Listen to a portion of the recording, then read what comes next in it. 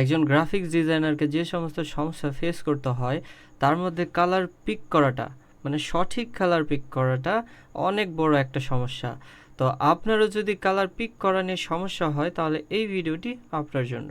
আসসালামু আলাইকুম, আমি রাইন আহমেদ। এই ভিডিওতে আমি দেখাবো কিভাবে আপনি 3টি সহজ উপায়ে কালার পিক করার উপরে মাস্টার হতে পারেন। তো পুরো ভিডিওটি অনুগ্রহ করে দেখবেন, কারণ যে কোনো একটি স্টেপ মিস হলে আপনার পুরো সময়টা বৃথা চলে যাবে।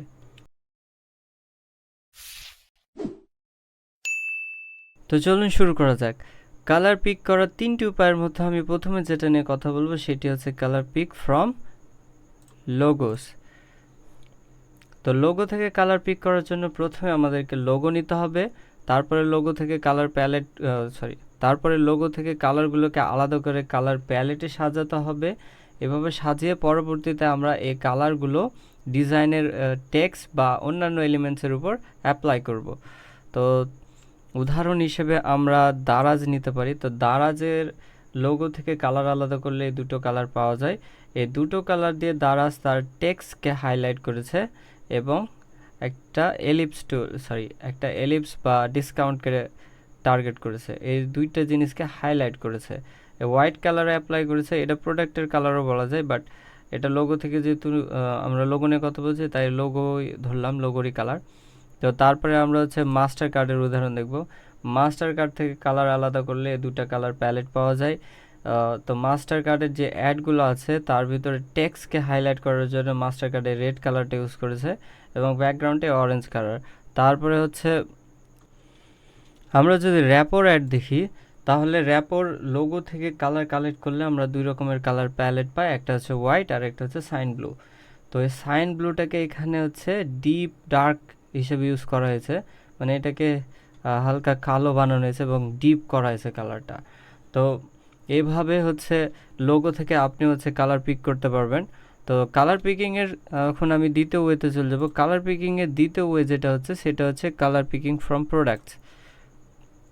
তো প্রোডাক্ট থেকে কালার পিক করার ওই উপায়গুলো একই পর্যায়ের, জাস্ট আপনাকে হচ্ছে ফার্স্টে প্রোডাক্ট থেকে কালারগুলোকে আলাদা করে নিতে হবে, তারপরে হচ্ছে ওগুলোকে সাজাতে হবে কালার প্যালেটে এবং ডিজাইনের উপরে অ্যাপ্লাই করতে হবে টেক্সট বা এলিমেন্টস হিসেবে। এখানে হচ্ছে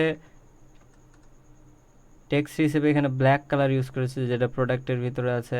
তারপরে হচ্ছে এই কালারটা ইউজ করেছে এইখানে বাটন হিসেবে, এইখানে হাইলাইট করেছে এমএচকে 480 এমএচ, আর এইখানে হচ্ছে ডিসকাউন্ট বা সামথিং হবে, এটা ঠিক ভাষা বুঝতে পারছি না। তো এই দুইটা কালারের গ্রেডিয়েন্ট মিলে এটাকে এখানে ইউজ করেছে, এই দুইটা কালারের গ্রেডিয়েন্ট মিলে এই ডায়ালারটা বানানো হয়েছে।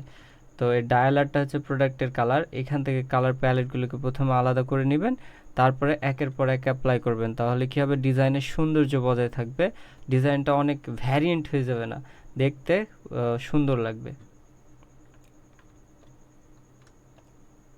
তো এটা ছিল কালার পিকিং ফ্রম প্রোডাক্টসের এক্সাম্পল। তো তারপরে যেইটা হচ্ছে সবচেয়ে বেশি ইউজড হয় কালার পিকিংয়ে সেটা হচ্ছে কালার পিকিং ফ্রম ব্যাকগ্রাউন্ডস।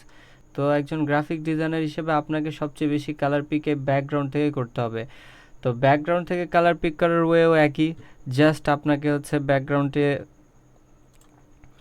থেকে কালার নিতে হবে, তারপরে কালার প্যালেটগুলোকে সাজাতে হবে এবং কালার প্যালেটগুলোকে আপনার ডিজাইনে অ্যাপ্লাই করতে হবে। এটা আমার বানানো ডিজাইন, আমি জাস্ট ব্যাকগ্রাউন্ড থেকে কালার ইউজ করেছিলাম। তো ব্যাকগ্রাউন্ড থেকে কালার ইউজ করে আমি টেক্সটকে হাইলাইট করেছি। এখানে একটা কালার আছে, এটা হচ্ছে পার্পল বা বেগুনি, যাই হোক। তো এই কালারটাও এখান থেকে নেওয়া, সব কালার এখানে যতগুলো কালার দেখছেন সব ব্যাকগ্রাউন্ড থেকে নেওয়া। আর এটা হচ্ছে গ্রেডিয়েন্ট ইউজ করা, এই কালার আর সম্ভবত বেগুনি কালার, এই দুটা কালারের গ্রেডিয়েন্ট ইউজ করা। তো আপনিও কালার পিকিংয়ের এই 3টি উপায় ইউজ করে কালার পিকিংয়ের উপর মাস্টার হতে পারেন। যদি এই ভিডিওটি ভালো লাগে তাহলে অবশ্যই ভিডিওটি লাইক করে দেবেন এবং চ্যানেলকে সাবস্ক্রাইব করে দেবেন।